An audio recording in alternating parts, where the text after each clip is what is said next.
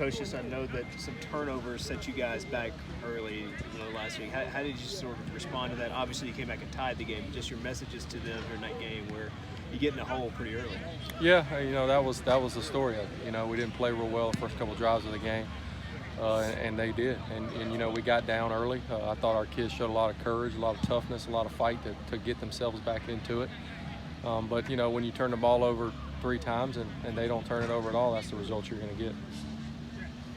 Coach, what are you going to do, or what do you have to do this time around to prevent that slow start, those slow first few drives? Well, I think we got to put them in better situations. I think obviously you ask a wide out to throw a ball, when a mistake happens, that's not really on him. We got to do a better job of calling it at the right time and making sure that it's open so that he can make a play. And then the third down call that, obviously you never want to see a quarterback fumble, but it's kind of one of those fluke plays, man. And, I don't think we're going to dwell on it. We got a good team coming in this week, and, we're ready to go try to beat those guys. How do you approach a play like that where the receiver throws it and, that's the play, that's the goal of it, but the guy's clearly not there and it just seemed like a bad throw from the start? I mean, how do you approach that? Well, you coach him all week. You hope, you say, hey, man, if he's not there, either pull it down and run it or throw it away. But that's not the world that kid lives in.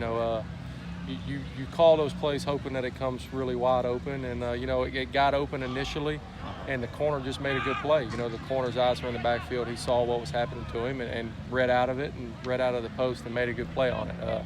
I don't fault the kid at all. That's on me. I got to do a better job of calling it at the right time.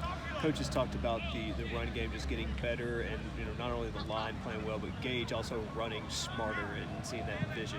You've coached running backs and you've coached this kid for a while now. Just how has this guy gotten better, just as far as seeing things and just having running back instincts as the season goes? Well, I think that says a lot right there. I think he's getting more comfortable back there.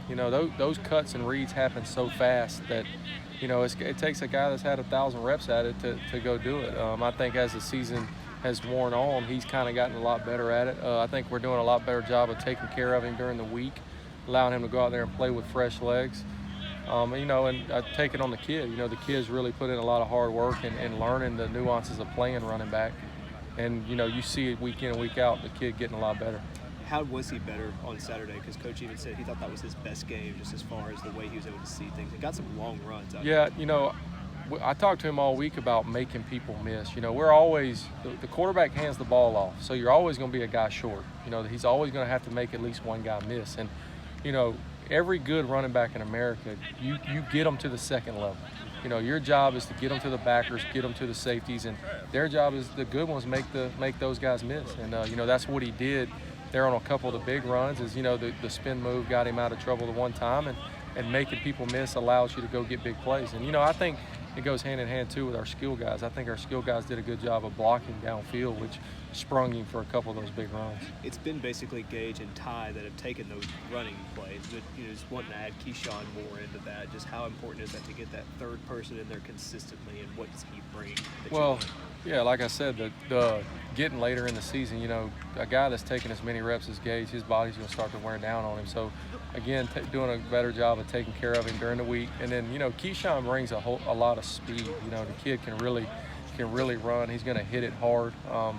Kind of a downhill guy. Even on the big run he had early in the game, I wish he's got 4 acres of grass out there and one safety. A really good running back. We got to get him to make that guy miss and go score a touchdown. So he brings a lot of speed, brings a lot of talent back there.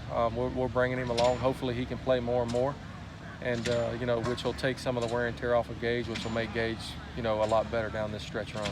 Ty was under a lot of pressure and took some big hits, some of which Coach said that maybe he could have avoided. Some of them were just there, but it felt like after every single one, he'd get up, he kept playing. How would you assess his performance overall and how he just kept going with all the pressure and all the big hits that he took? Yeah, he completed over 70% of his passes. He did exactly what he was coached to do. A couple of those things, or a couple times, when you play really good football teams, the quarterback's going to get hit. The O-line, the running backs, the tight end, they're not going to block them forever. That's why they got scholarship guys too. So, you are going to have to stand in there and stare down the gun barrel and make some throws. But I thought he did a really nice job of taking what the defense gives him. And, there's one thing about Ty you'll never question, and that's that kid's toughness and his want to play football. He's one of the the tougher people mentally and physically that I've ever been around. And, you know, again, I got to continue to make him know that some of those hits are unnecessary. But, you know, some of it is just the way the kid plays. The kid goes out there and plays hard. He kind of plays like a linebacker, and, you know, which scares me at times. But, you know, I think the kids rally around his toughness and you know, the want-to that he shows every week in and week out. Coach Florida Atlantic, talk about their defense. What are you kind of seeing from them so far? Exactly what you would think.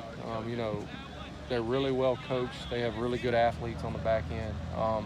Do a good job mixing in the defenses. They do a lot. You know, we go from Marshall last week that didn't do a ton, you know, schematically, to now this week they're everywhere. You know, they never line up in the same place twice. They never, you know, there's different pressures coming from everywhere. And, you know, what you got to do is you got to try to catch them out of a gap. And, you know, that defense is kind of feast and famine. You know, it's gonna create some minus plays for the offense, but then you're also going to create some big plays for our offense. So hopefully we got more big plays for us. And, you know, I think we match up well with the guys, you know, but they are really well coached. They fly around, and we'll have a huge test in front of us. Coach, what do you do after a loss to kind of keep the offense's confidence up, keep their heads up? You know, the way we played in the second half, I don't think they got any problem with confidence. You know, we just got to do a better job late in the game. You know, we preach in this program all the time, get us to the last 5 minutes, and we got to go make the play. And, you know, this week we didn't get that done, and we have multiple times this season. So I don't think that there's going to be a lack of confidence. You know, I think they realize that we went on the road on a conference game and played a good football team tooth and nail, and we didn't come out the way we wanted to come out. But, you know, I think we got a bunch of grown men in that locker room. They're not going to sit in there and pout. They realize you got 7 days to figure it out, and you got to go out and do it again. Is that defense compared to anybody else that you've seen this year? You mentioned like just the different fronts and how many different things they do. Is there anybody that kind of reminds you of that you face so far? I'd say similar to Louisville. You know, in the 3-down, a lot of the 3-down front, and then flying around. You know, a lot of the pressures. You know, they're not the same, but you know, if you want to compare them to one, it's probably Louisville.